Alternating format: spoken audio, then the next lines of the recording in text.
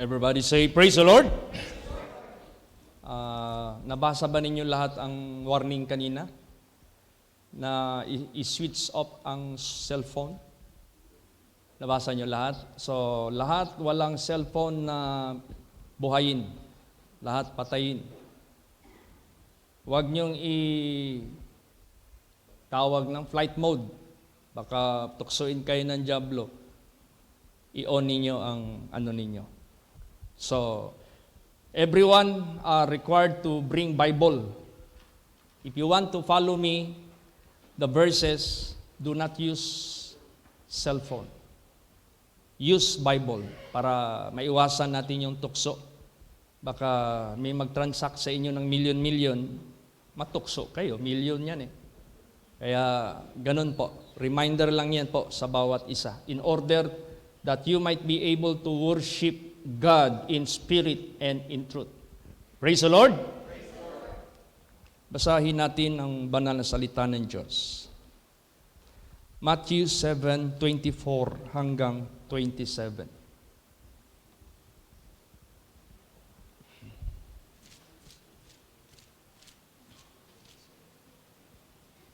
O, yung reader pwede magamit ng cellphone kasi naka-program na yan dyan para hindi tayo mabagalan. Praise the Lord. Therefore, whosoever heareth these sayings of mine and doeth them, I will liken him unto a wise man which built his house upon a rock. And the rain descended, and the floods came, and the winds blew, and beat upon that house, and it fell not, for it was founded upon a rock. And everyone that heareth these sayings of mine and doeth them not shall be likened unto a foolish man, which built his house upon the sand. And the rain descended, and the floods came, and the winds blew, and beat upon that house, and it fell, and great was the fall of it. Ayan, nakalimutan ko. Only reader is allowed to use cellphone for Bible reading, but you have to be careful for that. Praise the Lord! Kasi nag-send na ako sa group chat natin ng mga verses. So, dito kayo sa loob ng simbahan, use Bible. Pwede nyo ma-review naman yung yung mga verses na yan later, after sa service. Okay. Huwag tayong magpilosopo sa buhay natin. Sinabi dito ni Lord Jesus, sino man makinig sa aking mga banal na salita at gawin nila, baka sabihin mo, oy, nakalagay pa naman dyan sa Bible, gumawa ng kasalanan si ganito, si Eva, si Adam, gumawa ng kasalanan yung mga tao sa Sodom and Gomorrah. Oh, salita man ng Diyos yun. Pinapagawa pala ng Diyos din yun. Huwag kang magpilosopo. Ang ibig sabihin yan, kung ano yung nirecommend ng Diyos na ipagawa sa atin, yun ang gawin natin. Sadyang sinulat ng Diyos ang mga napahamak at naligtas para piliin natin yung gawa ng mga naligtas. Kaya nga sabi nga ng Diyos, behold, I set before you two things, life and death. Anong recommend ng Diyos? Choose life. Praise the Lord. So, yan ang ibig sabihin dito. Sino man makinig sa aking salita at gawin nila, ano yung gawin nila? Yung nirecommend ng Diyos. Choose life.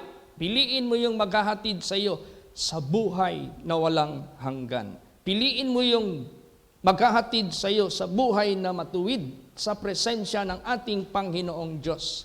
Kasi kung wala kang katuwiran ng Diyos, dahil hindi mo ginawa yung katuwiran ng Diyos na nakasulat sa Bible na pinapagawa ng Diyos sa buhay mo, naked ka in the eyes of God. You will be put to shame. Pero kung ginawa mo yung pinapagawa ng Diyos na righteousness niya, na utos niya, commandments niya, you are being clothed. Mayroon kang damit na puti as a bride. And that is the righteousness of the saints dahil ginawa mo yung kanyang mga sinalita. So anong sinabi ni Lord Jesus Christ? Kung sino man makinig sa aking salita at ginawa, itulad ko siya sa isang tao na matalino na nagtayo ng bahay sa ibabaw ng bato. Pagdating ng bagyo, hangin, baha, tumama sa bahay na yan, hindi siya matitinag. Yan yung judgment day na darating ang panahon. Pag ikaw ay gumawa at sumunod sa pinapagawa ng Diyos sa buhay mo, buhay natin lahat, pagdating ng judgment day, hindi ka masisira. Kundi magkakaroon ka ng great reward, gantimpala.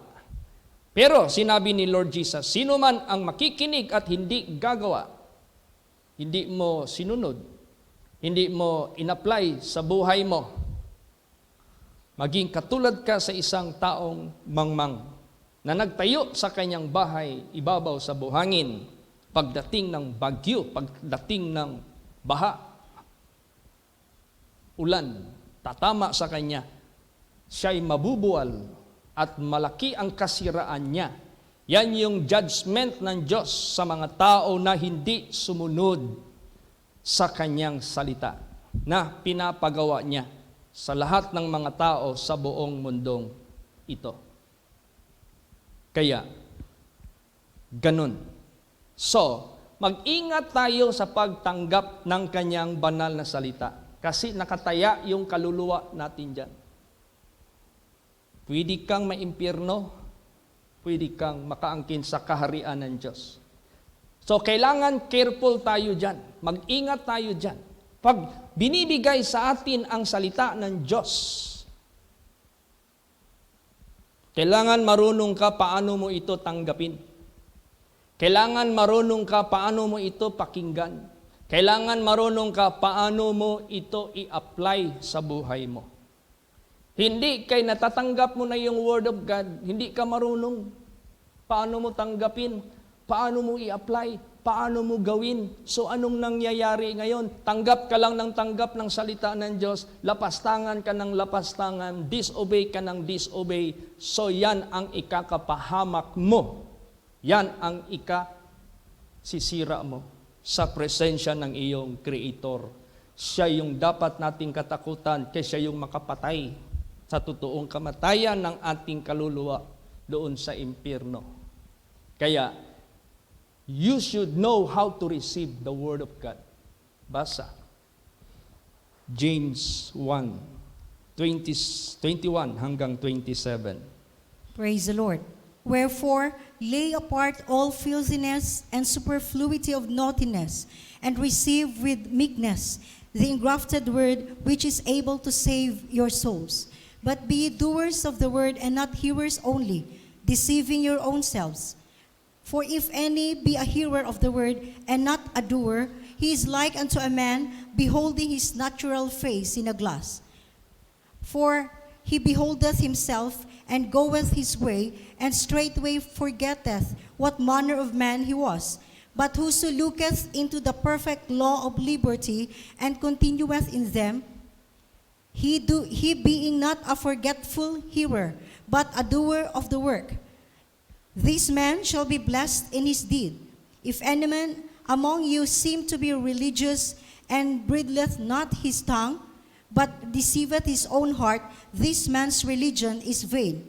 Pure religion is undefiled before God, and the Father is this, to visit the fatherless and widows in their affliction, and to keep himself unspotted from the world.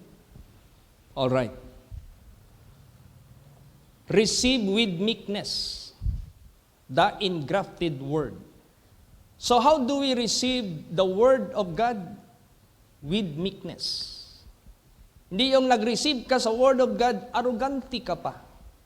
Hindi yung nag-receive ka sa Word of God, dinispise mo pa. Hindi kay nag-receive ka sa Word of God, hindi mo pinaniwalaan.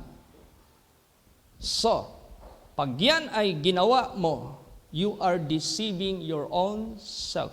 Bakit? Ikaw iyong maapektuhan nito. Ikaw yung magsasuffer nito. Ikaw, hindi iba. Kasi ikaw ang nagpakita ng mali na pagtanggap sa salita ng Diyos. Kailangan with meekness. Tignan mo si Judas Iscariot, ilang beses nang ni-remind ng Diyos sa kanilang fellowship. Di pa rin natinag. Hindi pa rin nayanig. Kasi hindi niya tinanggap ang word ni Jesus Christ with meekness. Kung with meekness ang pagtanggap niya sa rebuke, reprove sa buhay niya, di sana nagrepent siya. Di sana hindi na niya matuloy na ipagkaila ang ating Panginoong Hesukristo. At nung siya ay inudyukan ng dyablo na magpakamatay, sumunod din siya sa dyablo. God never command us to commit suicide.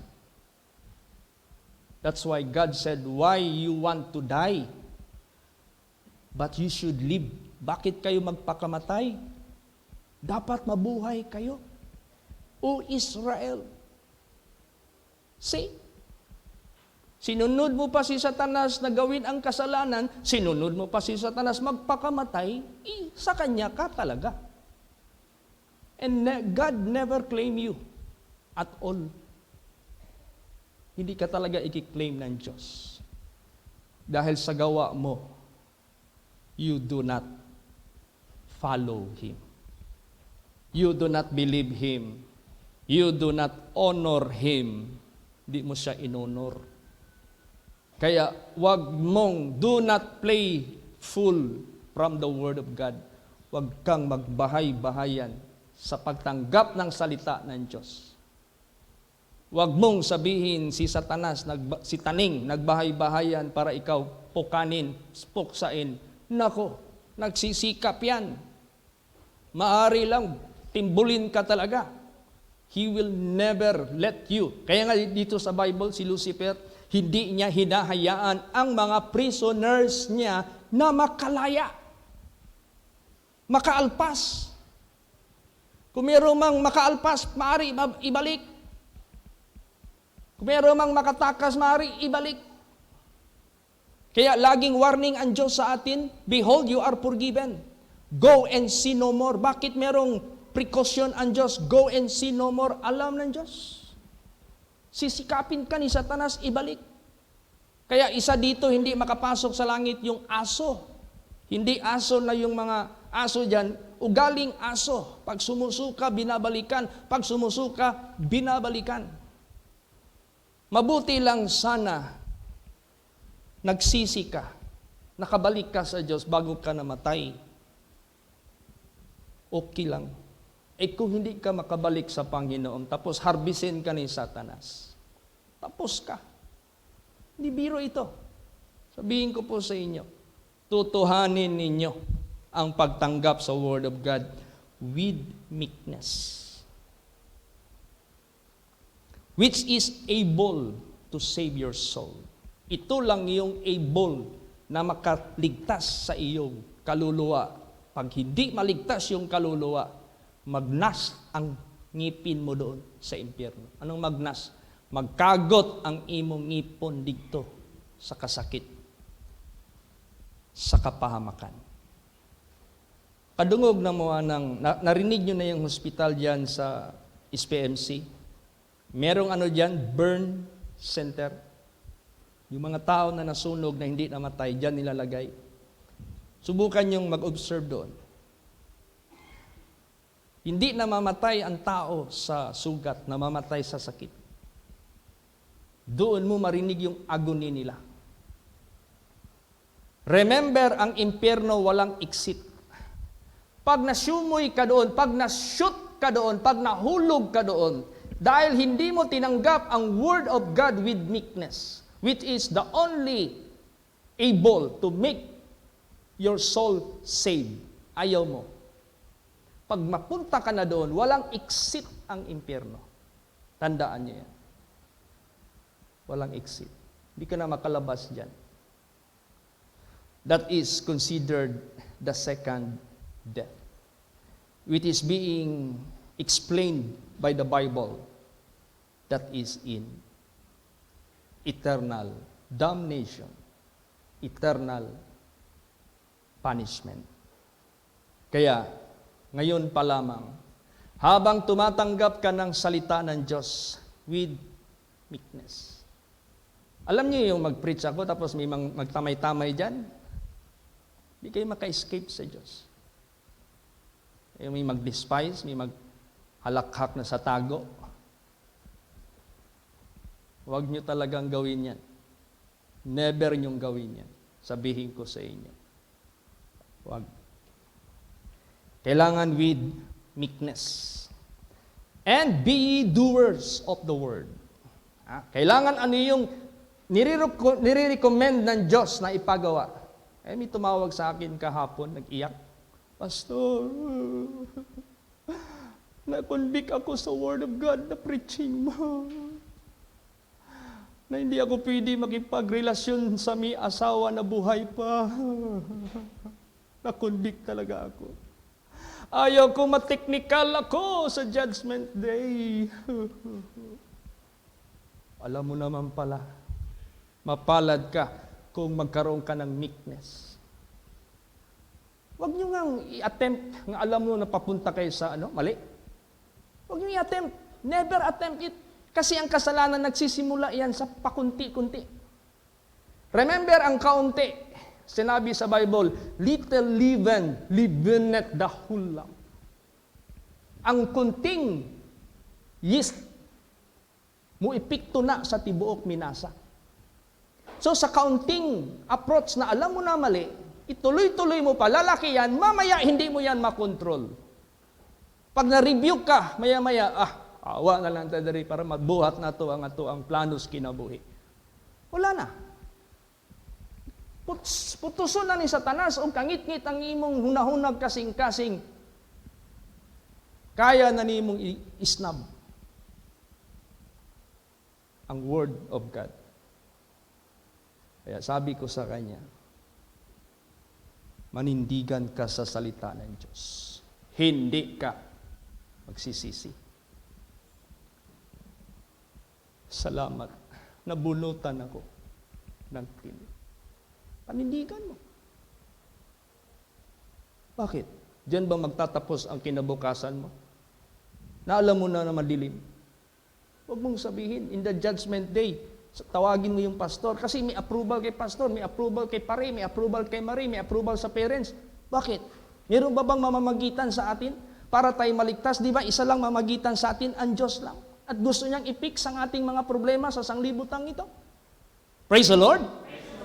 Fix it. I-fix mo yan. By the grace of God and by the power of God. So, huwag magsimula sa maliliit. Huwag mong simulan. Delikado yan. Be careful talaga. Kasi pag yan ay lalaki at out of control ka na, pwede mo nang igambol ang kaluluwa mo. Dahil na-overcome ka ba sa feeling mo. Kaya nga, ang Bible nagsabi, the heart is deceitful above all things. There are many things in the part of the body of human being, but the most deceitful above all things is the heart. So, kung ganun pala, let God influence your heart. Let the Word of God control your heart para hindi ka ihatid sa maling direksyon. Kaya nga sabi ni Jesus, sino man makinig sa aking salita at gagawa, ibig sabihin yun ang nag-impluensya sa puso mo. You have the right direction. Praise the Lord. Tama yung direksyon mo. Kaya, kung meron man kayong mga tendencies na mali, cut off. Putulin. Distance. Keep distance. Huwag kang do not court danger. Delikado. Let us be careful. Be doers of the word and not hearers only. Hindi kayo nakailang beses ka na nakinig ng word of God. Hindi mo naman ginagawa, hindi mo naman ina-apply. Anong hinihintay mo? Kahatulan ng Diyos? Anong hinihintay mo? Kamatayan? Now, what kind of death you should have? Na ang pinapakinggan mo, it is undone. Hindi mo nagawa. Hindi yung will niyang natupad sa buhay mo, but your own will. Ano ang kaibahan ng will ng tao, will ng Diyos? Jesus said, sino man hindi gagawa ng will of God, hindi makapasok sa langit. That is the difference. You do your will, di ka makapasok sa langit. Ang sabi ni Jesus, deny yourself. Deny your own will. Follow me. Do the will of God. Makapasok ka sa kaharian ng Diyos. Gawin mo yung will mo, maimpirno ka. Kasi hindi mo nagawa yung will of God. Hindi mo na-deny yung sarili mo. Kaya therefore, be a doer of the word, not a hearer only, or else you are deceiving your own self. Payag ka ba? Dinideceive mo yung sarili mo? Ayaw mo ngang ma-deceive ng ibang tao? Yung sarili mo lang pala nag-deceive sa'yo? Hayaan mo ba yan? Na merong naging concern sa'yo na hindi yan mangyari sa'yo. Walang iba ang ating Panginoong Kristo. Ayaw niyang mangyari sa'yo na sarili mo mismo mag-deceive sa sarili mo. So dapat, marunong kang makinig sa may alam. Marunong kang makinig sa naghahawak ng ating kaluluwa. Makinig tayo sa Kanya ng husto. Pag nakinig ka at ginawa mo, you are wise in the eyes of God. Praise the Lord!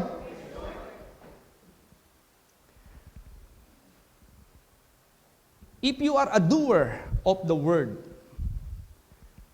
this man shall be blessed indeed. But if you are not a doer of the word, punuin mo man yung buhay mo ng reliyon, punuin mo man yung buhay mo ng attendance sa pagsimba. Sinabi dito, if any man among you seem to be religious, and bridleth not his tongue, but deceiveth his own heart, this man's religion is vain. Useless ang religion natin. Pag hindi tayo nagpakontrol sa salita ng Diyos at nagpakontrol tayo sa sarili nating puso na hindi naman maghahatid sa atin sa tamang landas. Eh kung tama pa tayo, pinapadinay pa ba tayo ni Jesus kung tama pa tayo? Kung tama pa tayo, do you think magpunta pa si Kristo dito to redeem us from our sin? Kung tama pa tayo, do you think it is necessary for Him to come down? Wala eh. Mali tayo eh. No one is righteous, no, not one. Kaya, walang kaligtasan. Hindi sa sarili natin, hindi sa iba, kay Kristo lang. So doon ka makinig. Doon ka sumunod. Because siya lang ng tanging nag-iisa sa entrance, sa buhay na walang hanggan. Siya lang yung totoo, siya lang yung daan, siya lang yung pintuan. Wala nang iba. Eh saan? Kanino ka makikinig? Para gawin mo yung advice niya. Ito, kay Lord Jesus Christ.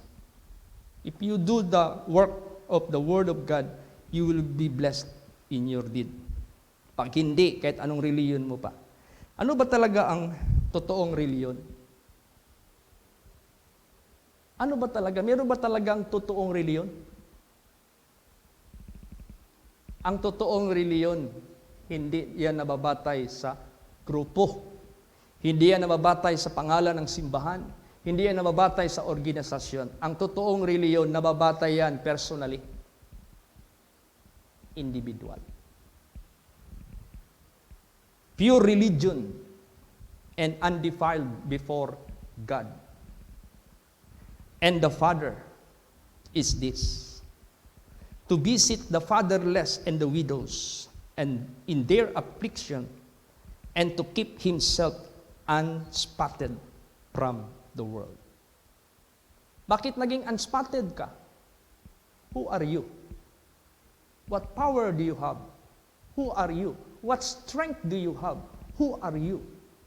What discernment do you have? Who are you? Sino ka? Naging unspotted ka. Simple lang. Paul said, I can do all things through Christ. Who is Christ? The Word of God. Pag sinunod mo yung Word of God, nasunod mo si Kristo. Pag hinayaan mo si Kristo na sunod sa buhay mo, who is Christ? He is the only one who defeated Satan.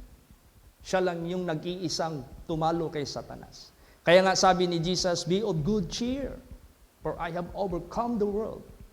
Sino yung nire-refer niya sa sanglibutang ito? Alangan kalabanin niya ang kanyang creations. Ang mga creatures which He created, the creation of God. Alangan kalabanin niya ang world which He created. He is referring someone who is in this world. He is referring to the one who fought against Him in heaven. He is referring the one who convinced 1/3 of angels to disobey Him. Siya yung tinuturo niya. I can overcome Him. Siya lang nag-iisa. And it was already proven when He was tempted by the devil. Hindi nakaisa si Satanas. Talo siya. Yan ang gusto ng Diyos sa buhay natin. Hindi madala sa drama-drama. Hindi madala yan. Kaya yung mga hinahatulan sa korte, magluhod, mag-iyak ka, pag nahatulan ka na, hindi na yung pansinin ng korte. Pasok ka agad doon. Serve ka agad yung ano mo. Sentensya mo kung ano yung nadesisyonan. Sa Diyos ba kaya? Praise the Lord! Umaunawaan lang natin. Habang may panahon, may time na binigay ang Diyos sa buhay mo. Kaya nga sinabi diyan, before destruction, the heart of man is haughty. Pagmamayabang muna. Bakit? Anong pinagmamayabang ng tao? Sa harapan ng salita ng Diyos. Nagmayabang nga si Lucifer doon sa harapan ng Creator niya. May mangyayari din yan dito.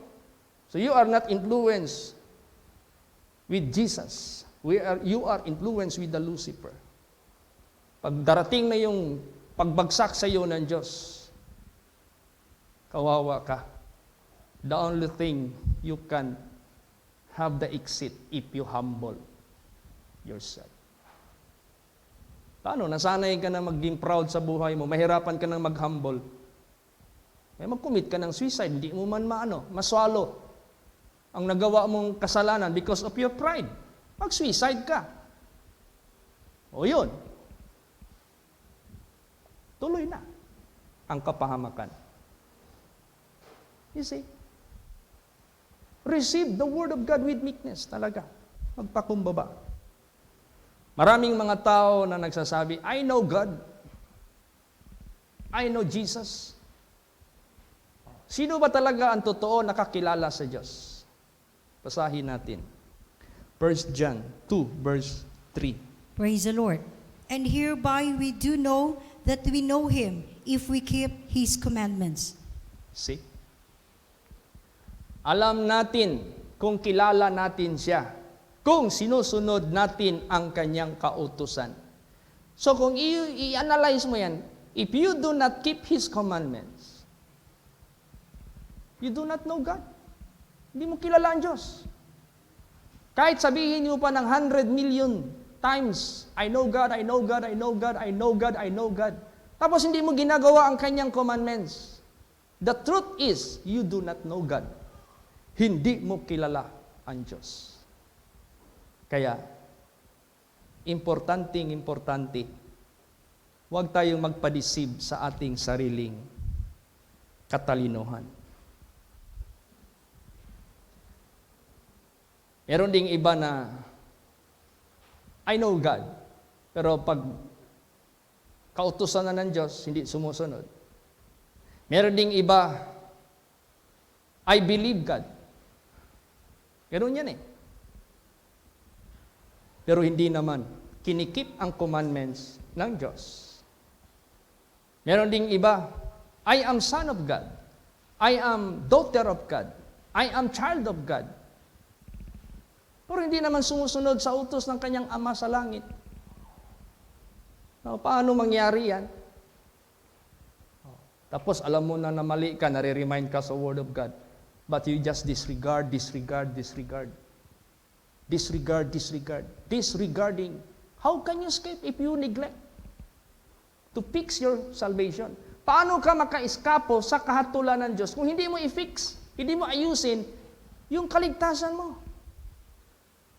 Kasi time na ma-reprimand ka, time na ma-rebuke ka, ma-remind ka, you just disregard.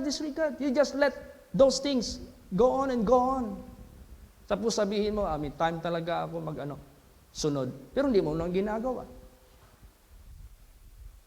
So therefore, be careful of receiving the Word of God, of hearing the Word of God. If you claim that you know God, see to it you keep His commandments. If you claim that you believe God, see to it you are like Abraham, who obey God. If you claim that you are born of God or son or daughter of God, ano dapat mangyari? Basa 1 John 5:3 hanggang 5. Praise the Lord. For this is the love of God, that we keep His commandments, and His commandments are not grievous. For whosoever is born of God overcometh the world. And this is the victory that overcometh the world, even our faith. Who is he that overcometh the world, but he that believeth that Jesus is the Son of God? Yan. Overcometh the world. If you claim that you are son or daughter of God, you overcome the world. You have to overcome the world. You have to overcome Satan. You have to beat Satan. How? There is Savior. There is God. Through Him. Sa pamamagitan niya magawa mo yan. Kaya, if you neglect God, hindi mo pinagtibay yung faith mo sa Diyos, sigurado. Lumakad ka sa sarili mo, you can never be an overcomer of this world. You will experience defeat. Experience ka talaga ng talo. Talo ka talaga ng talo. Kaya, therefore, if you claim that you are daughter or son of God or child of God, the truth is that you should overcome the world through Christ. Praise the Lord! Sa pamamagitan ng ating Panginoong Hesukristo. Ang daming na-expel dito sa atin, nakabalik. Pero nung bumalik sila, di na sila bumalik sa kanilang kasalanan. Ano yung discretion ng servant of God? I am not pinning them down. I'm just following the instruction of the Word of God. And that is for their benefit, if they humble. Praise the Lord. Mas marami pagong nasuspende na balik ng balik. Balik ng balik. Di ba si Pastor Danny na-expelled yan? Before. Nung nag-humble siya, hindi na siya bumalik sa kasalanan. Pastor John Tungkol, na-expelled yan. Nung bumalik siya, hindi na siya bumalik sa kasalanan. Lalo't na na-install na siya sa kanyang pagka-pastor. Kung mag-rebelde ka, puslan manin ani, mag-suicide na lang po. Ibig sabihin, wala kang humbleness. Wala kang meekness. Saan ka po pupunta? You want wisdom and knowledge? Huwag kang magpakatalino sa sarili mo. Magpakatalino ka sa Diyos. Ang tinuro ni Jesus sa atin, receive the Word of God with meekness. Si David, hinatulan ng kamatayan. Actually, David judged death and judgment sa kanya. Tinanggap niya. Nagpakumbaba siya.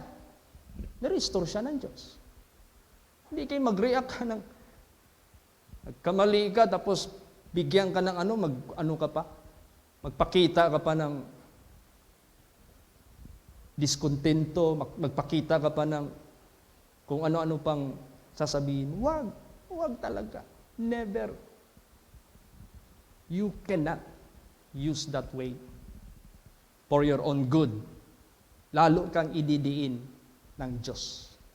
Kaya nga dito sa Bible, God sending them a strong delusion that they should believe a lie because they did not receive the love of God. They did not receive the love of the truth. Kaya ang Diyos nagpadala ng strong delusion para maniwala sila ng kasinungalingan, para tuluyan na silang mapahamak. Saan ka pa pupunta? Ayaw mo magpakumbaba sa harapan ng Diyos. Ayaw mo mag-follow sa kanyang instruction. receive the engrafted word with meekness. Praise the Lord. Which is able. Kaya kung nasuspended ako, ang laki ng kasalanan ko kaya, nangligaw ako sa isang babae, nagdala pa ako ng witness. Walang halik yun, ha? Walang hawak yun. Pero, diniin yung ulo ko sa flooring. Pagtapos, suspended ko. Malis ka na. Huwag ka nang mag-ano dito, pakita. Hanggang hindi mo matanggap yung message ko na pwede ka na makabalik. Out! Ganun talaga. Get out in my sight! Oh. See? Mabuti nga yun. Hindi pa yung final judgment. So I learned how to humble myself. And I myself keep away from the congregation. Huwag niyo akong kausapin. I'm unworthy. Huwag kayong mag-communicate sa akin. Baka mahawaan kayo. Because I am under sanctification. I-humble mo yung sarili mo. Hindi, guy. Mangumpanya ka pa. Laban sa alagad ng Diyos. Nako. Kaya nga, I warn you. Pag mayroong mga nasuspended, may na-expelled, huwag kayong basta-basta mag-communicate. Makatalunan kayo ng masamang espiritu. Niwala kayo. Prayerful kayo. Hindi gawang biro ito eh. We are fighting against invisible one. Hindi natin nakikita yan. By the word of God. Yan yung magbigay sa atin ng wisdom. Bakit blessed ang gumagawa sa commandments ng Diyos? Basa. Revelation 22:14 and 15. Praise the Lord. Blessed are they that do his commandments, that they may have right to the tree of life, and may enter in through the gates into the city. For without are dogs, and sorcerers, and warmongers, and murderers, and idolaters, and whosoever loveth and maketh a lie. Yes. Kaya gamitin natin yung knowledge sa Bible. Para kung mayroong mga justice and judgment, hindi ka na hindi ka mag-question, okay, hindi ka baka maya-maya maiba ang hangin, delikado. Use the Word of God. Gamitin natin yung Word of God. Kasi ako, before ako mag-execute ng justice and judgment, dito ako nagbabase sa Word of God. Ito yung judge eh. Praise the Lord. Ito yung judge. Kaya nga sabi ni Jesus, if you hear the word of God and keep them not, I will not judge you. But the word of God which you have heard, the same will judge you in the last day. Because I came not to judge, but to save the world. But in truth, pag judgment day, si Jesus ang mag-judge. He is the Word.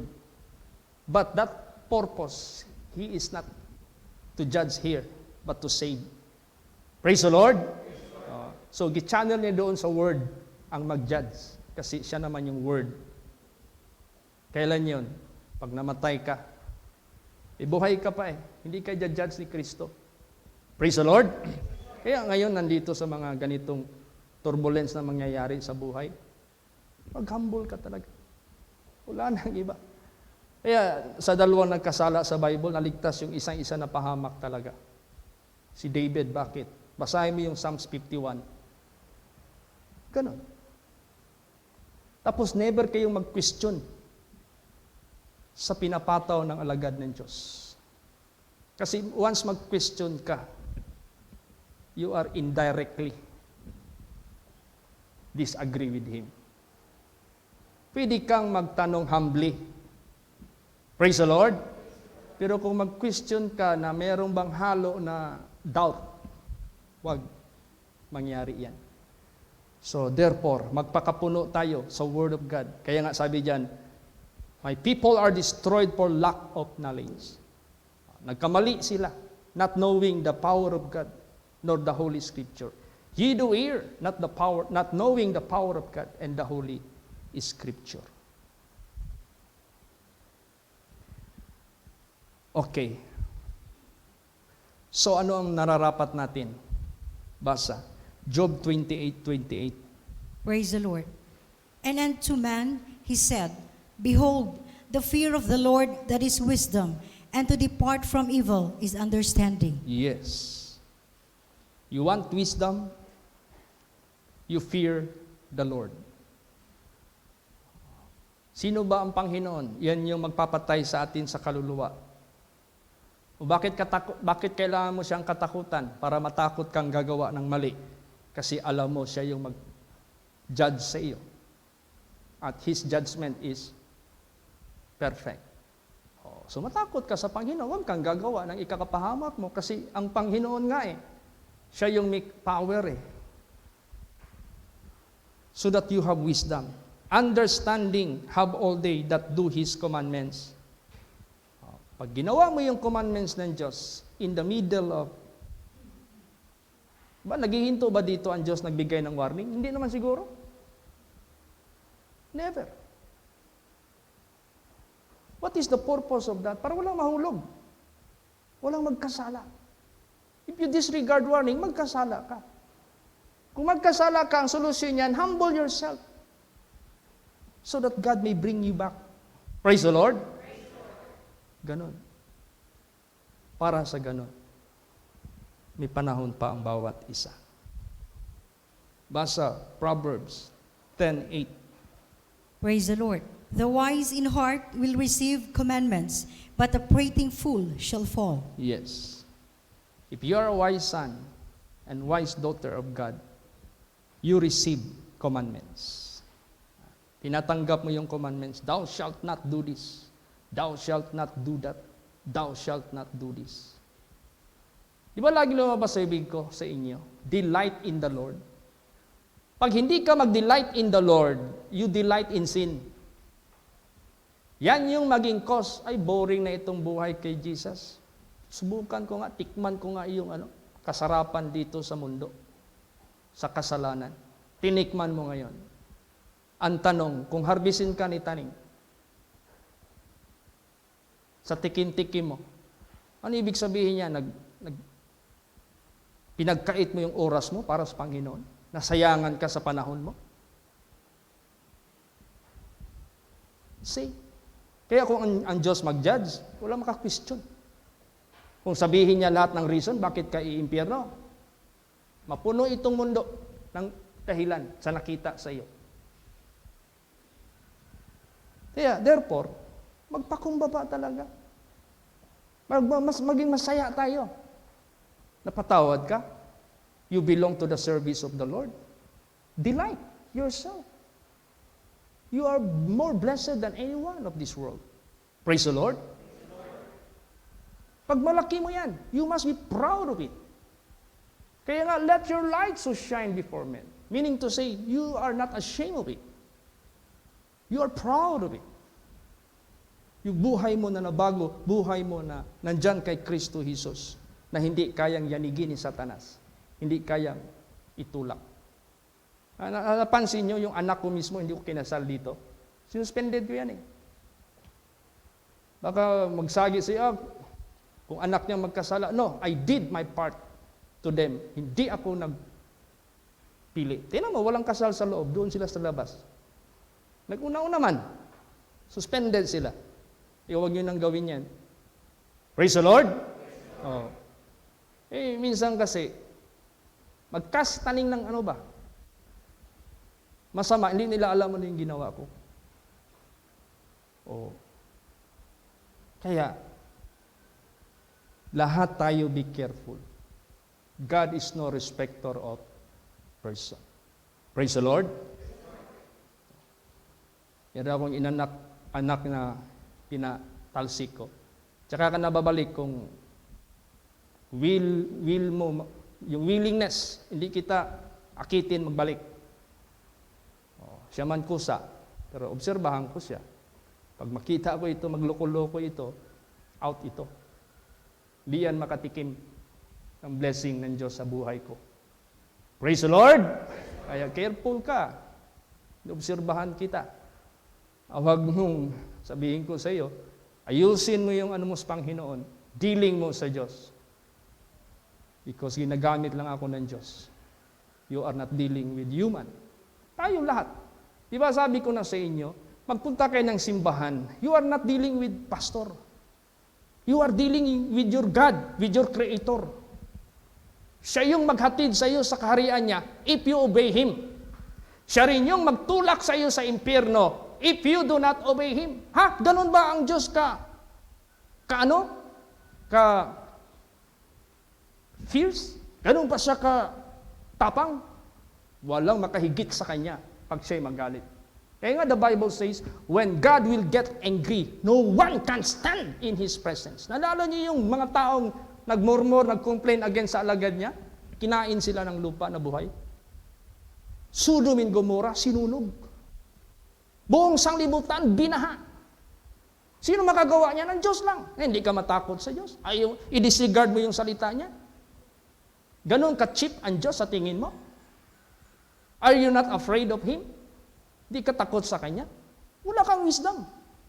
The fear of the Lord, that is wisdom. Because you are having the right move. Praise the Lord. Tama yung move mo. Inawit nila kayo. Sabi ko, Jay, i-project mo yung inawit nila, aawitin ninyo na choir. We stand. Ikaw na sumunod sa Diyos, some people say you are full. Never mind. Sabihan mo. Sabihin kang ganun ka, never mind. Basta you stand sa Word of God. Praise the Lord. Ganun po. Kaya, if you receive the commandments sa puso mo, you are wise. Wala nang ibang pundasyon sa buong lahat ng mundo na diyan tayo maliligtas. Basa. 1 Corinthians 3:10 and 11. Praise the Lord. According to the grace of God, which is given unto me as a wise master builder, I have laid the foundation, and another buildeth thereon. But let every man take heed how he buildeth thereupon. For other foundation can no man lay than that is laid, which is Jesus Christ. Yes. Wala na. Other foundation can no man lay than that is laid, which is Jesus Christ. Wala na. Ngayon, you refuse Him, you disobey Him, you do not believe Him, saan ka pupunta? Wala kang mapupuntahan. Wala. Haharap ka rin sa Kanya, you are dust and unto dust you will return. Who can prevent it? Sinong tao dito makaka-prevent na babalik siya sa likabok? Wala. Look at those people who are great in the old days. Hanggang ngayon makikita pa yung mga katawan nila na bumalik na sa lupa. They are no longer having their glory before being majestic. Majestic. Wala na. Lupa na. And the spirit will return unto God who gave it. No one of them are exempted. Lahat babalik doon sa Diyos. Wala. Kaya, pag may takot ka sa Diyos, may wisdom ka. Praise the Lord! Pag wala kang takot sa Diyos, you are full in the eyes of God. Mangmang ka sa harapan ng Diyos. You want to be wise? Fear God. Huwag ka magbahay-bahayan. You are not dealing with your daddy, with your pastor, with your ninong, o sino pa man yan sila sa buhay mo. You are dealing with your God who created you. Someday, you will go back where you came from, and you will go back which gave the Spirit. Siya. Kaya, habang early pa, maaga pa, do it. Gawin mo. Praise the Lord. Habang may pagkakataon pa, gawin mo. Kaya yung si Eli, hinatulan ng Diyos kasama sa mga anak niya. Paano hindi niya na-handle ang Word of God accordingly? Hindi man niya na-execute yung justice and judgment sa mga anak niya. Anong ginawa ng mga anak niya? Yung mga offering, yung mga fats, yung mga meats. Ninakaw nila yan doon sa altar mismo, ha? It is about to be offered unto the Lord. Hahawakan sila ng mga anak ni Eli, Hopni and Pinehas. Give to me that meat, give it to me. Tapos ititreten nila, agawin, kainin nila. Pag busog na sila, hanap sila ng chicks sa kongregasyon, gamitin nila. Hindi man niya na rebuke ng kanyang father, si Eli. Hindi man niya gi-suspend or gi-expel. Tuloy-tuloy man. Hanggang dumating ang panahon, the congregation stopped offering to the Lord. Nagalit ang Diyos.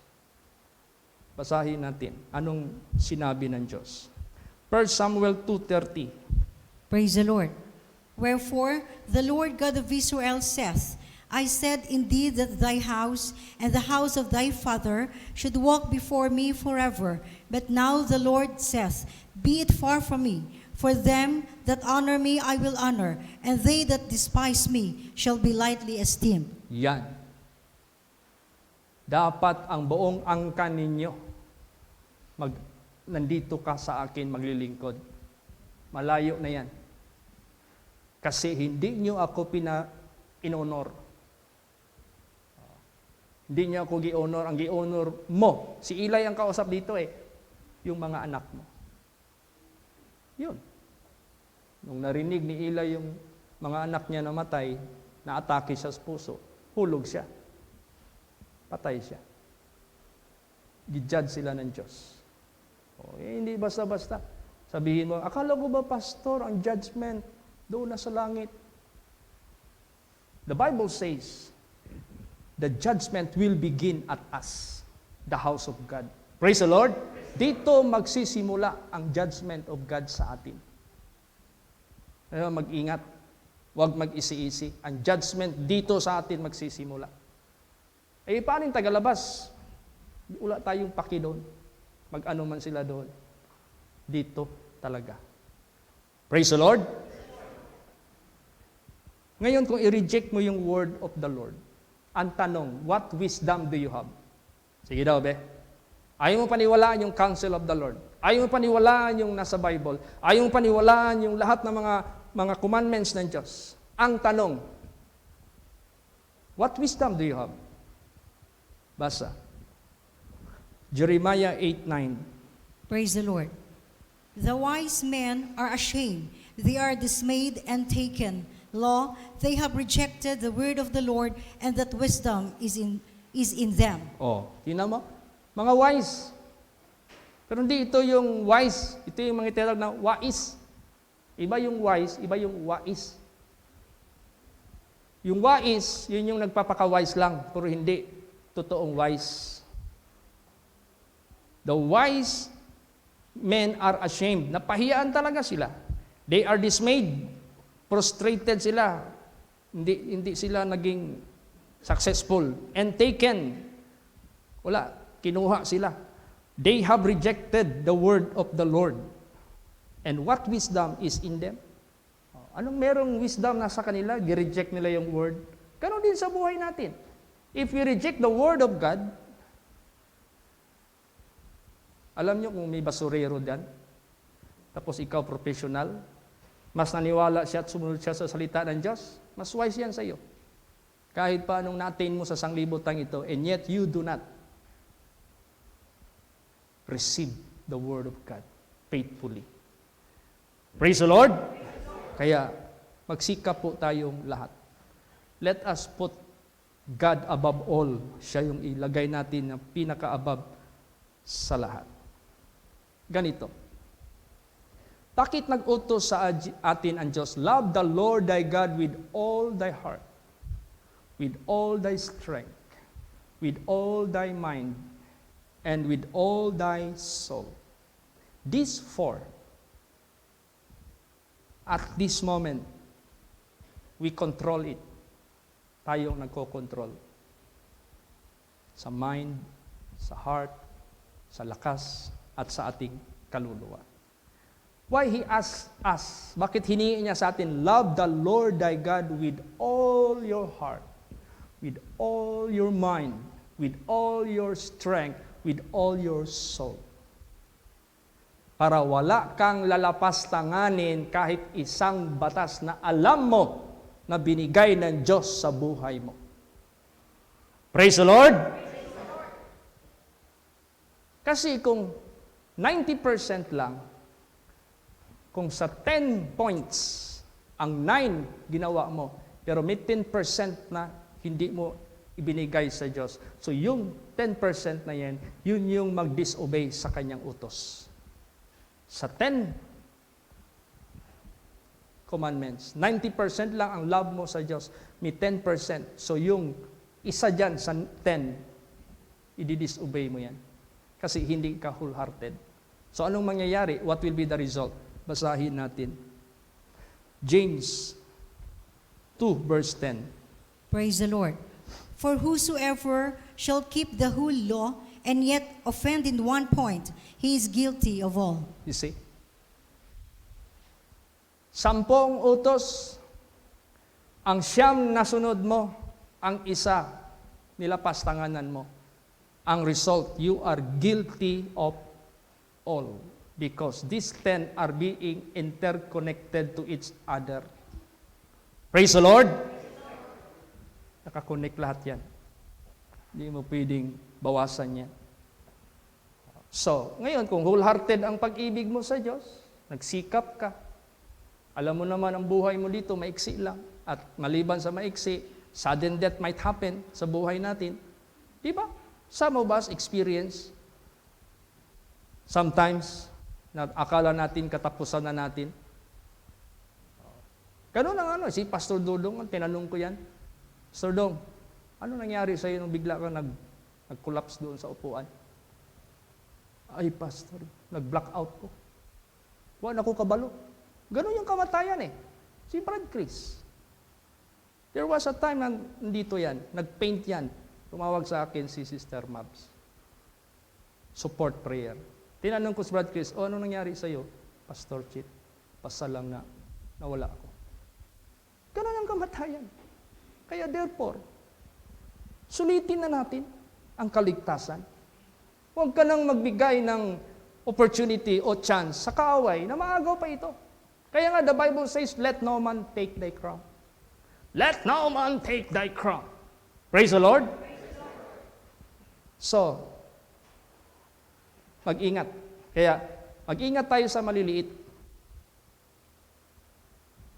na bagay na maghatid sa atin sa pagkakasala. Bakit? Basa, 1 Corinthians 5:6. Praise the Lord. Your glorying is not good. Know ye not that a little leaven leaveneth the whole lump? Yes, yun na yung sinabi ko kanina. Hindi mo ba alam? Kunting libedura, dadamayin niya ang buong minasa.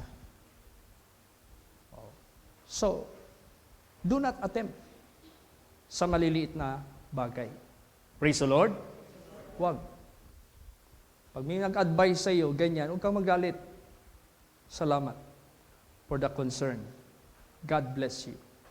O di, keep distance. Ganon yan. Praise the Lord. Oo. Huwag magkumpiyansa, huwag mag-easy. So anong gawin? Basa, 1 Corinthians 5:7. Praise the Lord. Purge out therefore the old leaven, that ye may be a new lump, as ye are unleavened, for even Christ our Passover is sacrificed for us. Yes! Linisin na yung old leaven na nahaluan ng libidura. Linisin yan. Para maging bago ka na naman na minasa. Na unleavened. Wala nang halong kaunting libadura. As Christ being offered to us, unleavened. Kaya nga siya ay unleavened bread. Kaya yung communion natin, unleavened bread yan. That is the body of Christ. Ibig sabihin, si Kristo walang pangpaimbabaw. Walang hypocrisy. Nandyan yung kanyang pagka-genuine. Nandyan yung kanyang pagka-truthful na gusto niyang ibigay sa atin. Praise the Lord. Oh, bakit yung iba na tumutuloy sa paggawa ng kasalanan, pag tinatanong, saan ka pupunta? Nagsisinungaling. Oh. Kaya ang pagsisinungaling, you are protecting or hiding something that is not acceptable in the eyes of God. So, to prevent that, stop lying. Praise the Lord. Para pag magsabi ka ng salita, may magsaway sa'yo, wag. O di maagapan ka. Nagsinungaling ka, walang mag-remind sa'yo. Tuloy-tuloy ka yan. So, ganun po, ka-importante. So, be not deceived. Lalo't na ngayon, itong communication system natin, bakit hindi na humihinto at rumarami pa ang impluensya ng mga karumal-dumal sa presensya ng Diyos? Rumarami ang bakla, rumarami ang tumboy, rumarami ang fornicators, rumarami ang adulterers, rumarami ang mga killers, rumarami ang mga drug addicts, rumarami ang addicts sa ML. Bakit? Because of the communication, because of the technology that makes them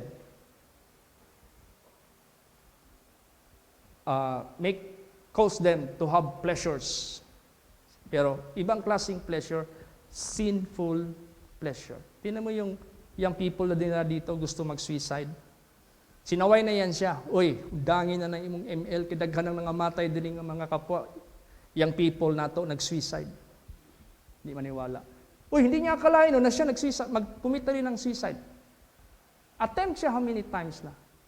Nung nakarating siya dito, sabi niya, now, ngayon, ako mismo, saksi, tama yung sinabi nila. Kung natuloy siya, nakakita siya ng something na pwede niyang ipatay sa sarili niya. Sabi ko, ano ba talaga naramdaman mo? Basta iiyak lang ako. Tapos gagaling yung ulo ko. For what? Hindi ko alam. O di, you're crazy. You're insane.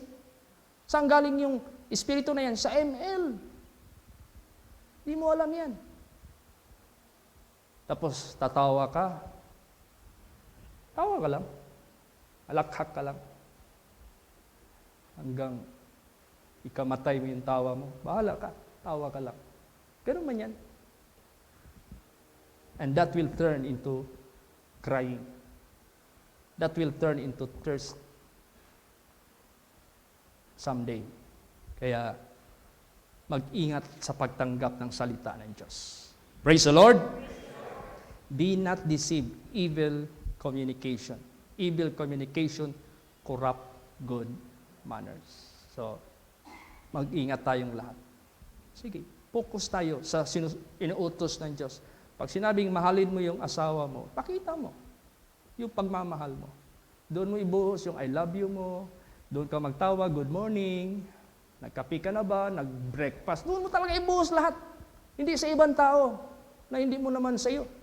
Praise the Lord. Na hindi naman kayo pwede magsama. Sa asawa mo, itanong mo yan. Good morning. Oh, kakain na ba kayo dyan? I love you. Oh, praise the Lord. Praise the Lord. Oh, that is the utos of God. Love your wife. Basta your wife, ha? Praise the Lord. Oh, kaya ganun. Oh, di yung asawa mo, ganun din yan manggawin sa iyo. Gutom ka ba dyan? Gutom na nga ako. Ay pa, ulat lang, magpadala ko din na. Patawag din ka o Greenwich o kaya Jollibee. Jollibee, bibigay ko sa iyo yung location ng husband ko. Right away, rush, i-deliver mo ito. Ang ganda. Praise the Lord. Ganun. Kasi if the husband care the wife will care the husband. Praise the Lord. Ganun yan. Caring each other. Be thoughtful one another. So tayo, gawin lang natin yan ng buong puso. Sabihin ko sa iyo, ang tingin mo sa asawa mo, always young. Praise the Lord. Always young, di ka magsasawa. Talaga, sabihin ko sa iyo. Yung tingin mo rin sa husband mo, always, what? Describe all the positive description of the man. Nandyan na lahat sa kanya. Bakit? Iyan yung sinabi ng Bible eh. Praise the Lord. Cherish. Alam mo ba, sabi dyan, he that hath findeth wife, findeth good thing from God. O good thing pala yan sa iyo, ingatan mo. Praise the Lord. Ingatan mo yan ng buong puso. Good thing. Ako. Alam mo kung isipin lang natin ng trabaho ng asawa natin. Tayo, maghanap lang tayo ng hanap buhay, pero yung asawa natin, di basta-basta yan. Yan yung mag-remind sa atin, kain na. Yan yung mag-remind sa atin, bango na. Yan yung magtiklop sa beddings. Sila lahat mag-prepare lahat. Parang ang ano ka prinsipe ka Praise the Lord. I-count mo yan. Blessed ka. Sabi mo, oh, how blessed I am. Kaya, ganun po. So, ito lang ay reminder sa lahat. Praise the Lord. Para maiwasan natin ang paglihis ng landas. So, to God be the glory. Tandaan natin, anong napakinggan natin, i-apply natin, gawin natin. People may think you fool, never mind. Let them say so. Kahit dagdagan pa nila, tawagin kang demonyo, never mind. Dagdagan pa nila, tawagin nila kang bobo, never mind. But the truth is that, if you receive the word of God with meekness, you are wise. Praise the Lord! All right. Meron ba tayong